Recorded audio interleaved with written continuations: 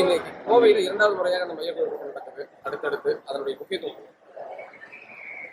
அதாவது இன்றைக்கு எங்களுடைய தேசிய அமைப்பு பொதுச் செயலாளர் அவங்க 2 மாநிலத்திற்கும் இன்னைக்கு போயிருக்காரு. காலையில் கேரளா மாநிலத்திற்காக இந்த நிகழ்ச்சிக்கு போயிருக்கிறாரு.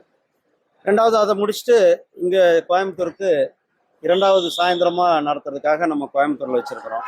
இதில் சிறப்பாக ஒன்று இருக்கிற மாதிரி, ஏன்னா அவங்க தேசிய தலைவர்கள் வரும்பொழுது ரெண்டு மாநிலங்களுக்கு போகும்போது பக்கத்தில் மாநிலத்தில் வைக்கும்போது நமக்கு பக்கத்தில் வைக்கிறது அவர்களுடைய நிர்வாக வசதிக்காக.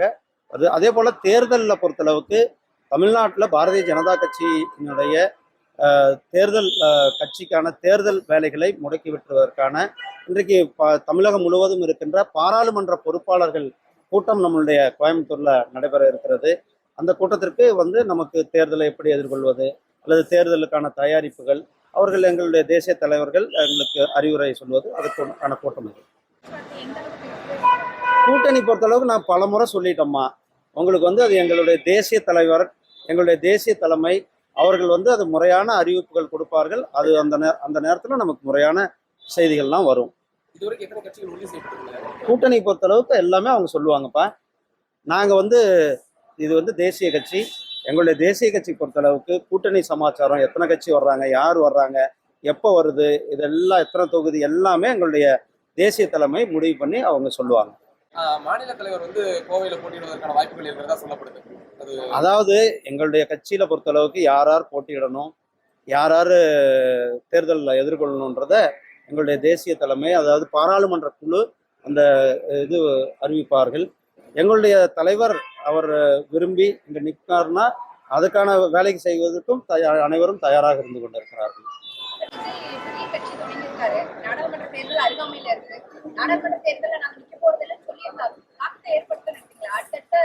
அவரே சொல்லியிருக்காரு, நாங்கள் நாடாளுமன்ற தேர்தல் வரலும் எதுவுமே பண்ண போறதில்ல, அதாவது காத்திருந்து நான் நிறைய விஷயங்களை அப்சர்வ் பண்ண போறேன்னு சொல்லியிருக்கிறாரு. அதனால என்னை பொறுத்தளவுக்கு இந்த நாடாளுமன்ற தேர்தலில் அவருடைய பங்களிப்பு மிகவும் குறைவாக தான் இருக்கும். ஏன்னா அவர் ஒரு அப்சர்வராக தான் இருப்பேன் அப்படின்றத சொல்லியிருக்கிறார். அவர் 2026 எங்களுடைய பணிகள் வேகம் எடுத்து அதற்கான தேர்தலை நாங்கள் எதிர்கொள்வோம் என்று தான் அவர் சொல்லியிருக்கிறார். நான் அதுதான் அவருக்கு சொன்ன பதில் தான். எங்களுடைய தேசிய தலைமை எங்களுடைய பாராளுமன்ற குழுவானது யார் எந்தெந்த தொகுதியில் வேட்பாளராக நிற்கணும் அப்படின்றது அவர்கள் அந்த தேர்தல் நேரத்தில் முடிவு செய்வார்கள்.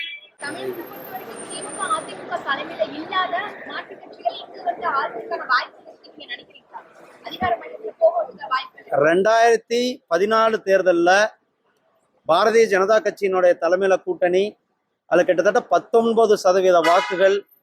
கன்னியாகுமரியில் நாங்கள் வெற்றியை பெற்றோம், தருமபுரியில் வெற்றி பெற்றோம். அதனால ஒரு 3வது ஒரு அணி அல்லது மற்ற கட்சிகள் வர முடியாது, அதை நிரூபிக்க முடியாது என்பது ஏற்கனவே அது பொய்யாகி இருக்கிறது.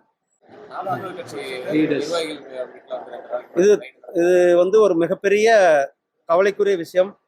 அதாவது தேசத்தினுடைய ஒற்றுமை அல்லது தேசத்திற்கு எதிரான செயல்களில் நாம் தமிழர் கட்சியினர் ஈடுபட்டிருக்கிறார்கள் என்பதை இது காட்டிக் கொண்டிருக்கிறது. தமிழக காவல்துறை கூட அவர்கள் மேல இன்னும் நடவடிக்கை எடுக்கவில்லை.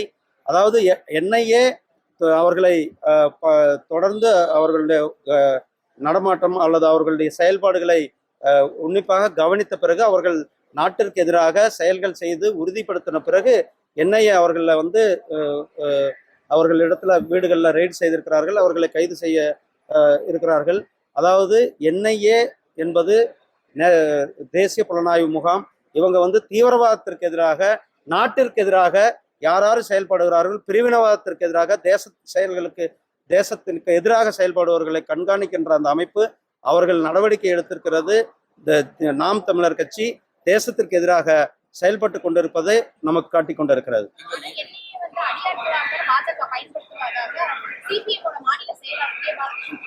என்ஐஏ எவ்வளவு பெரிய ஒரு முக்கியமான அமைப்பு, இந்த நாட்டை பாதுகாக்கின்ற ஒரு முக்கியமான அமைப்பு.